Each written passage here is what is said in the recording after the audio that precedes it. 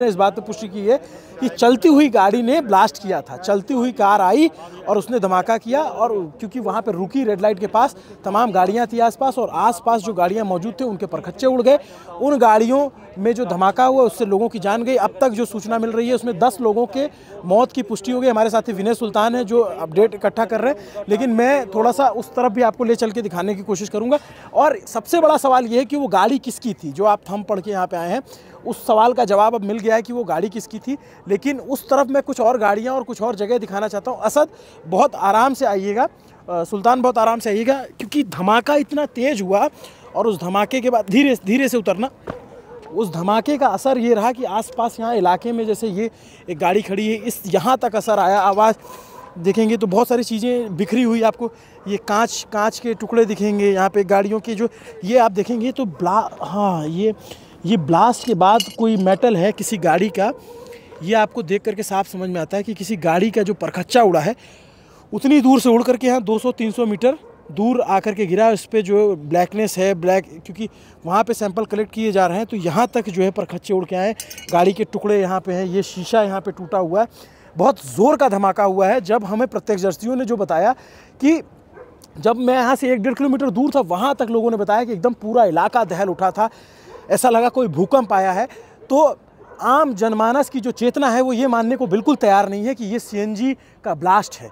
ये कहीं ना कहीं इशारा कर रहा है कि ये एक आतंकवादी हमला हुआ है राजधानी दिल्ली में, दिल्ली के दिल में, दिल्ली के एकदम भीड़ भाड़ वाले इलाके में, चांदनी चौक में। और ये धमाका अभी इसकी पुलिस ने भले पुष्टि नहीं की है, लेकिन आशंका इसी बात की जताई गई है। विनय, जो कार है, जिस कार की बात की जा रही कि कार चलती हुई है, वो कार कौन सी थी और एग्जैक्ट ब्लास्ट की टाइमिंग क्या रही? एग्जैक्ट ब्लास्ट की टाइमिंग जो है वो 6:55 पे ब्लास्ट हुआ है। एक सफ़ेद रंग की i20 कार, जो पीछे हमारे जो लाल बत्ती दिख रही है, जो ट्रैफिक सिग्नल दिख रहा है, उसी ट्रैफिक सिग्नल पे जाके रुकती है। और वहाँ पे जब ट्रैफिक सिग्नल ग्रीन हो जाता है उसके बाद जो है पीछे की गाड़ियाँ उसको हॉर्न देती हैं, लेकिन वो गाड़ी चलती नहीं है क्योंकि उसके अंदर कोई होता ही नहीं है ड्राइवर।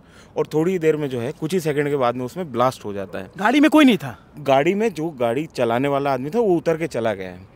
हाँ, तो ये पहला चीज़ है जो कि हमको ये अंदेशा देता है कि ये जो है सामान्य सीएनजी ब्लास्ट जो है वो नहीं हो सकता, जो शुरुआत में थ्योरी चलाई जा रही थी। और जिस किस्म का ये ब्लास्ट हुआ है वो सामान्य तौर पे वो सीएनजी में, हालांकि मैं एक्सप्लोजिव का कोई एक्सपर्ट नहीं हूँ, लेकिन जिस तरीके का धमाका सुना गया है वो सिलेंडर फटने में सामान्य तौर पर इस किस्म के धमाके, और इस तरीके से जो देख रहे हैं आप स्प्लिंटर यहाँ आके गिरे हैं, वो स्प्लिंटर जो है वो इतनी दूर आके नहीं गिरते हैं। और बाकी बात जो आप कार के डिटेल की कह रहे थे, उस कार का डिटेल नंबर जो हमारे पास सूत्रों से आया वो HR26 7674 नंबर की कार थी, और जो कि सलमान नाम के एक शख्स के ऊपर रजिस्टर्ड थी। HR26 जो है वो हरियाणा में गुड़गांव नॉर्थ का जो है RTO नंबर है, और वहाँ पे एक सलमान नाम के शख्स के नाम पे वो रजिस्टर्ड थी। उसको पुलिस ने कस्टडी में ले लिया है, और उसका ये कहना है कि उसने 2 साल पहले ये कार नदीम नाम के किसी शख्स को बेच दी थी।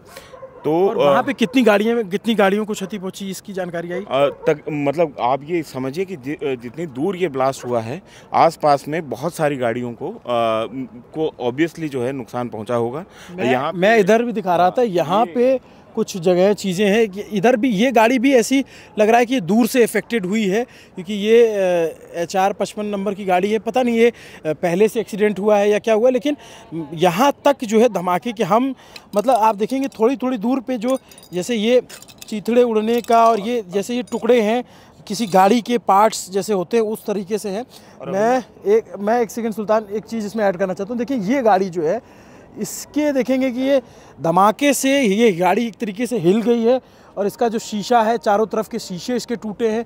अंदर जब देखेंगे तो अंदर ये जैसे लग रहा है कि इसमें या ये गाड़ी कोई धमाके की वजह से इसका जो है झटका लगता है, तो इस तरीके से क्या एयर बैग खुल जाते हैं? नहीं, मतलब मेरी जहाँ तक समझ है ये जब ये तो गाड़ी कहीं टकराने पे ही, मतलब जब फ्रंट टकराता है तभी एयर बैग जो है वो इंगेज होते हैं। और बात यह है कि जहाँ पे ये हम खड़े हैं, यहाँ जगह पे जो है आपको जो है वो मलबा दिखाई देगा, वहाँ पे शीशा पड़ा हुआ है। इस गाड़ी के ऊपर देखिए ना, इस गाड़ी के ऊपर भी आप देखेंगे तो पूरे शीशे जो देखिए जैसे किसी गाड़ी एकदम जली हुई बर्न है और उसका जो है पूरा ये किसी जैसे बैक लाइट हो उसका स्प्रिंग यहाँ उड़ करके आई हुई, यहाँ तमाम अंदर पूरे इसके शीशे टूट गए हैं पूरे इसके। देखेंगे दोनों तीनों अंदर के ये अगर आपको दिखेगा तो यहाँ पूरा शीशा टूटा हुआ है और ये गाड़ी स्पॉट से तकरीबन 300-400 मीटर दूर खड़ी है। तो आप धमाके की इंटेंसिटी का अंदाज़ा लगा सकते हैं। इस तरफ भी जो है बैरिकेड लगाए गए हैं, इसका मतलब है कि यहाँ पे भी ये जो एरिया कॉर्डन ऑफ किया गया कुछ असर यहाँ तक भी पड़ा है। आप लोग इसी इलाके से हो? आप लोग यहीं से हो, आसपास से हो? आप लोग को धमाका सुनाई दिया था? नहीं सर, मैं तो अभी आया हूँ। आप में से किसी को? नहीं सर। आप लोग कहाँ से हो?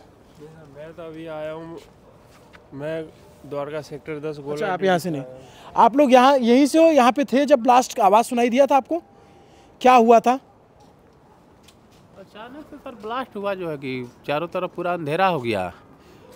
पहले तो हम लोग को यही लगा कि कार का जो है कि सिलेंडर फट गया है। अफरा तफरी हो गया, चारों तरफ आदमी भागने लगा। हम लोग भी वहीं गेट के पास ही थे, हम लोग भी फिर भाग के जो है कि इधर आए।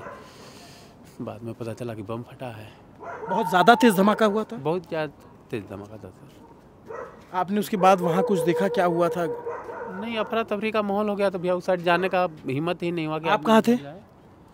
हम तो बाग रहे प्लेस में थे। यहाँ नहीं थे आप? यहाँ नहीं थे, लेकिन धमाका हालांकि हड़क तो वहाँ तक पहुँची थी बिल्कुल। वहाँ तक कितना दूर है उस जगह से यहाँ से? अब ये मान लो बाग यहाँ से बाग प्लेस कितनी दूर होगा? कितना दूर होगा? ये मार्केट पार करके भैया आधा किलोमीटर। आधा किलोमीटर दूर तक आवाज़ गई थी? आवाज़ बहुत दूर तक गया भैया, बहुत तेज ब्लास्ट था, तेज ब्लास्ट था। बोर्ड देखिए ना, बोर्ड पूरा फट गया है। हाँ, ये आप देखेंगे, मतलब आप दिन में जैसे जैसे दिन होगा वैसे वैसे आइडिया लगेगा कि एक्चुअल में इसका इंटेंसिटी कितनी थी, क्योंकि ये कोई सामान्य धमाका नहीं था।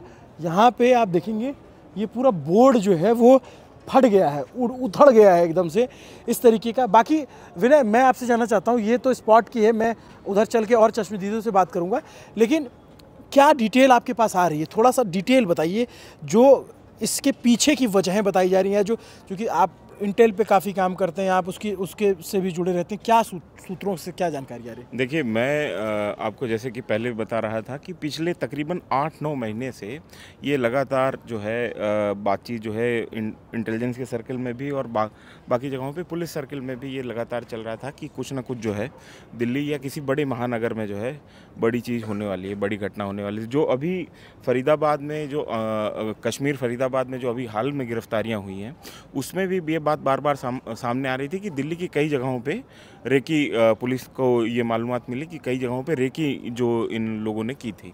जो फरीदाबाद में जो डॉक्टर राठर का जो पूरा का पूरा मॉड्यूल पकड़ा गया है, जिसमें फरीदाबाद से तकरीबन 350 किलोमीटर 350 किलो जो है RDX जो है वो कश्मीर से पकड़ी गई थी। उसके अलावा तकरीबन 3000 किलो का जो है विस्फोटक, जिसमें RDX नहीं अन्य विस्फोटक में जैसे अमोनियम नाइट्रेट वगैरह, वो यहाँ पे फरीदाबाद से पकड़ा गया था।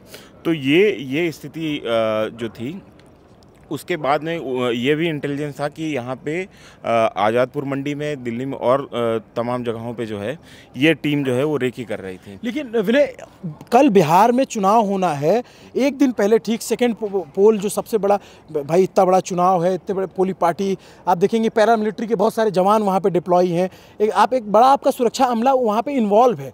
उस समय पे एकदम क्या ये एक सूटेबल टाइम खोज करके मतलब अगर ये आतंकी हमला है तो क्या है? क्योंकि जिस तरीके से पुलिस का बयान आया, जो कमिश्नर का बयान आया कि भाई गाड़ी आई है, रुकी है, तो बहुत सारे सवाल उठ रहे हैं। अगर ऐसा हुआ कि ये आतंकी हमला निकला, तो क्या लगता है कि ये वेल प्लान्ड किया गया है, डेट चुन के किया गया है?